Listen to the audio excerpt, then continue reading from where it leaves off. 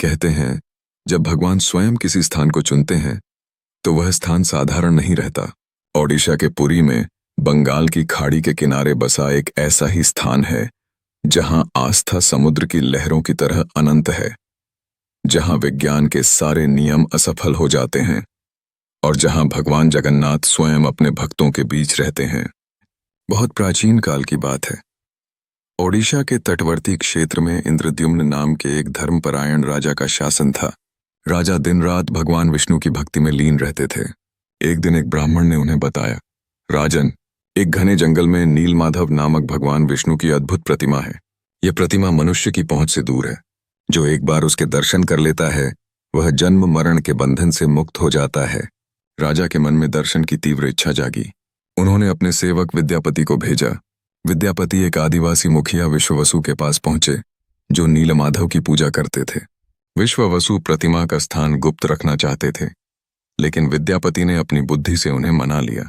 कहते हैं, विश्ववसु ने विद्यापति की आंखों पर कपड़ा बांध दिया ताकि रास्ता गुप्त रहे, लेकिन विद्यापति ने रास्ते में सरसों के दाने गिरा दिए। कुछ दिनों बाद उन्हीं दानों से अंकुरित सरसों का मार्ग बन गया। राजा इंद्रद्युम्न वहां पहुंचे, लेकिन तब तक प्रतिमा रहस्यमय रूप से विलुप्त हो चुकी थी। राजा व्याकुल हो गए। उन्होंने भूख हड़ताल कर दी। तभी एक रात उन्हें स्वप्न में भगवान विष्णु के दर्शन हुए। राजन, मुझे खोजने की आवश्यकता नहीं। समुद्र तट पर एक दिव्य लकड़ी बहकर आएगी। उसी लकड़ी से मेरी और मेरे भाई बहन की प्रतिमाएं बनेंगी। विश्वकर्मा स्वयं आकर इन्हें गढ़ेंगे, लेकिन शर्त है, जब तक मूर्तियां पूरी न हों कोई भी दरवाजा नहीं खोलेगा। अगली सुबह समुद्र किनारे एक विशाल नीम की लकड़ी मिली। विश्वकर्मा स्वयं एक वृद्ध ब्राह्मण के वेश में प्रकट हुए और मूर्तियां बनाने लगे। 21 दिन बीत गए। लकड़ी के भीतर से कभी शंख ध्वनि आती, कभी वेद मंत्र सुनाई देते, लेकिन अचानक राजा अधीर हो गए और दरवाजा खोल दिया। जैसे ही दरवाजा खुला, विश्वकर्मा अंतर्धान हो गए और अधूरी बनी मूर्तियां ही आज तक जगन्नाथ, बलभद्र और सुभद्रा के रूप में पूजी जाती हैं। आपने देखा होगा कि जगन्नाथ, बलभद्र और सुभद्रा की मूर्तियों का आकार किसी भी अन्य हिंदू देव प्रतिमा जैसा नहीं है। नाक नहीं है, हाथ पांव अधूरे हैं, आंखें अत्यधिक बड़ी हैं। किंवदंती कहती है, मूर्तियां अधूरी नहीं बल्कि पूर्ण हैं। यह रूप मानवता की अपूर्णता में पूर्णता का प्रतीक है। यहाँ भगवान ने अपना विराट रूप धारण किया है, जो सभी सीमाओं से परे है। 12वीं शताब्दी में गंग वंश के महान राजा अनंत वर्मन चोडगंग देव ने वर्तमान मंदिर का निर्माण कराया। इस मंदिर का स्थापत्य विज्ञान अपने आप में चमत्कारिक है। मंदिर की ऊंचाई लगभग 65 मीटर है।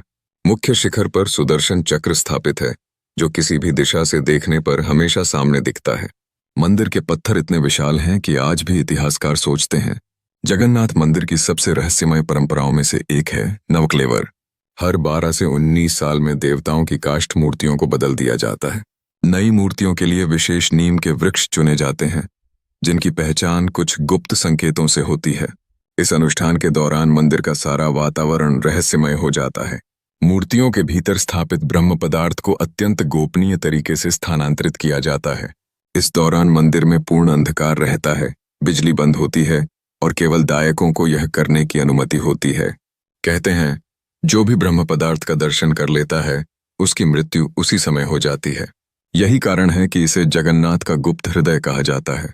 पुरी के जगन्नाथ केवल एक देवता नहीं, वे एक अनुभव है। यहाँ की हर परंपरा, हर रहस्य, हर आस्था हमें यह सिखाती है कि ईश्वर के स्वरूप को समझना हमारे लिए असंभव है। इस अध्याय में हमने जाना कि किस प्रकार नीलमाधव से शुरू होकर जगन्नाथ का दिव्य रूप प्रकट हुआ, लेकिन यह तो बस शुरुआत है। अगले अध्याय में हम प्रवेश करेंगे जगन्नाथ मंदिर के उन 8 रहस्यों में जिनसे विज्ञान आज भी स्तब्ध है। वो 8 रहस्य जिनसे विज्ञान भी हैरान है। पुरी का जगन्नाथ मंदिर केवल आस्था का प्रतीक नहीं, बल्कि रहस्यों का महासागर है। यहाँ की परंपराएं, स्थापत्य कला और चमत्कार ऐसे हैं जिनका समाधान आज तक विज्ञान नहीं खोज पाया। इन 8 अनसुलझे रहस्यों में छुपी हैं वो कहानियां जो सुनने पर आपकी आत्मा रोमांचित हो उठेगी। पृष्ठभूमि में गूंजती शंख ध्वनि, मंदिर की घंटियों की प्रतिध्वनि। कैमरा धीरे धीरे मंदिर के ऊपर से शिखर की ओर बढ़ता है और फिर समुद्र की ओर कट करता है। मंदिर के पास पहुंचते ही सबसे पहला चमत्कार यही है जैसे ही आप सिंहद्वार में प्रवेश करते हैं, समुद्र की गर्जना पूरी तरह गायब हो जाती है। बाहर खड़े रहकर आप लहरों की आवाज साफ साफ सुन सकते हैं, लेकिन मंदिर परिसर के भीतर प्रवेश करते ही पूर्ण सन्नाटा। यह रहस्य सदियों से वैज्ञानिकों के लिए पहेली बना हुआ है। स्थानीय पुरोहित कहते हैं, जगन्नाथ मंदिर के शिखर पर लहराता पताका या ध्वज हमेशा हवा की दिशा के विपरीत फहराता है। वैज्ञानिक दृष्टि से यह असंभव है। हर शाम एक विशेष अनुष्ठान के तहत पुजारी 65 मीटर ऊंचे शिखर पर चढ़कर नए ध्वज को स्थापित करते हैं। कहा जाता है, जिस दिन ध्वज फहराना रुक जाएगा, उसी दिन मंदिर के अस्तित्व का अंत होगा। मंदिर के शिखर पर लगा सुदर्शन चक्र लगभग 1800 किलो वजनी है। इसे 20 फीट ऊंचा और 8 धातुओं से बना बताया जाता है। अद्भुत रहस्य यह है कि मंदिर परिसर के किसी भी स्थान से खड़े होकर देखें, यह चक्र हमेशा आपकी ओर मुख किए दिखाई देगा। स्थापत्य वैज्ञानिकों ने कई बार इसका कारण खोजने की कोशिश की, लेकिन यह आज भी अनसुलझी पहेली है। जगन्नाथ मंदिर की रसोई दुनिया की सबसे बड़ी धार्मिक रसोई मानी जाती है। प्रतिदिन यहाँ 56 प्रकार के भोग तैयार किए जाते हैं। अद्भुत बात यह है कि कभी प्रसाद कम नहीं पड़ता और कभी बचता नहीं।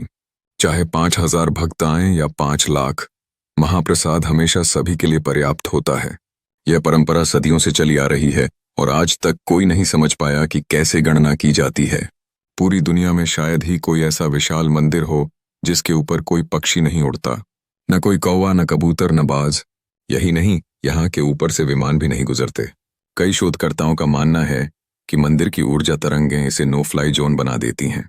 स्थानीय जनश्रुति कहती है, मंदिर के शिखर पर स्वयं गरुड़ देव पहरा देते हैं, इसलिए कोई पंखधारी यहाँ से नहीं गुजरता। जगन्नाथ मंदिर के सामने खड़ा गरुड़ स्तंभ मूल रूप से कोंकणेश्वर मंदिर में था। सदियों पहले इस स्तंभ को बिना किसी आधुनिक तकनीक के यहाँ स्थानांतरित किया गया। आश्चर्य की बात है, इतने विशाल स्तंभ को बिना नुकसान पहुंचाए कैसे लाया गया, यह आज भी एक रहस्य है। हर 12 से 19 साल में होने वाला नवकलेवर अनुष्ठान जगन्नाथ मंदिर की सबसे रहस्यमय परंपरा है।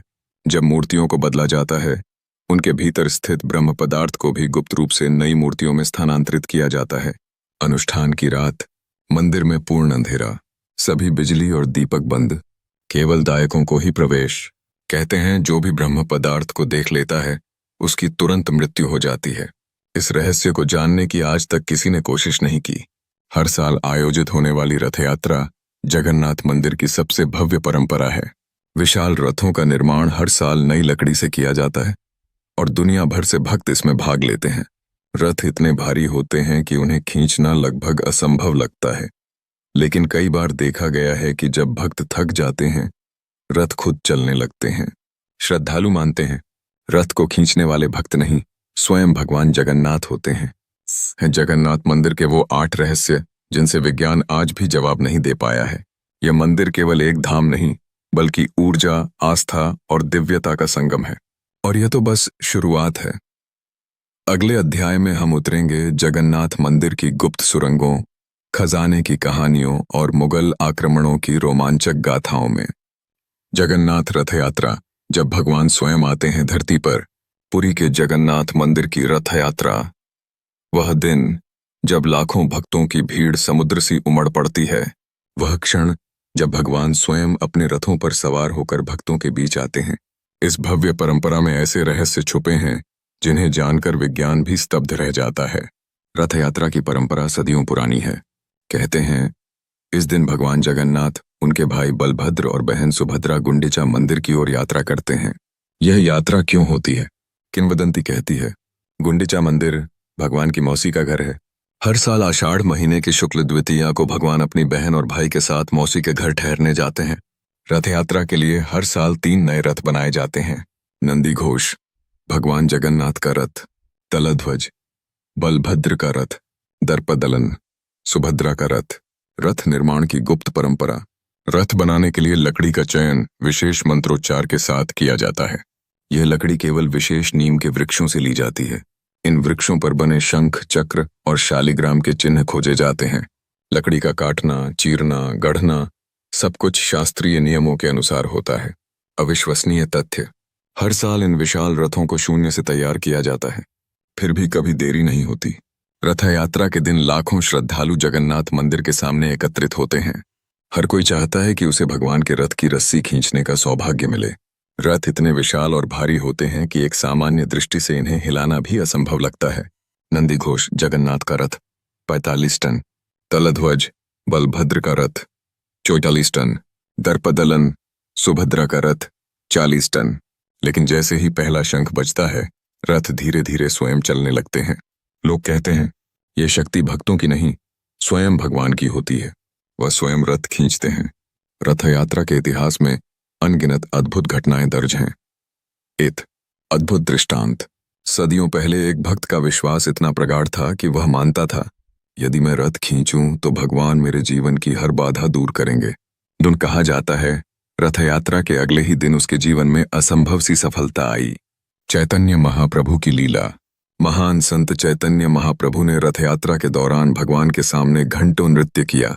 लाखों भक्त आज भी उस दिन को याद कर भक्ति में डूब जाते हैं। रथ यात्रा के पहले दिन भगवान जगन्नाथ, बलभद्र और सुभद्रा अपने रथों पर सवार होकर गुंडीचा मंदिर की ओर प्रस्थान करते हैं। यह यात्रा लगभग 3 किलोमीटर की होती है, लेकिन रथ खींचने में पूरा दिन लग जाता है। गुंडीचा मंदिर को जगन्नाथ का दूसरा घर कहा जाता है। भगवान यहाँ 7 दिन रुकते हैं, भक्तों को दर्शन देते हैं और फिर बहुधा यात्रा के माध्यम से वापस मुख्य मंदिर लौटते हैं। आज रथ यात्रा केवल पुरी तक सीमित नहीं रही। अमेरिका, लंदन, रूस, जापान, ऑस्ट्रेलिया, दुनिया के 100 से अधिक देशों में अब रथ यात्रा आयोजित की जाती है। लाखों लोग जो जगन्नाथ मंदिर कभी नहीं जा सकते, वहीं रथ यात्रा का दिव्य अनुभव करते हैं। जगन्नाथ की रथ यात्रा आज केवल एक परंपरा नहीं, बल्कि पूरी मानवता के लिए प्रेम, एकता और भक्ति का संदेश बन चुकी है। रथ यात्रा वह क्षण है जब भगवान स्वयं अपने भक्तों के बीच आते हैं। यह है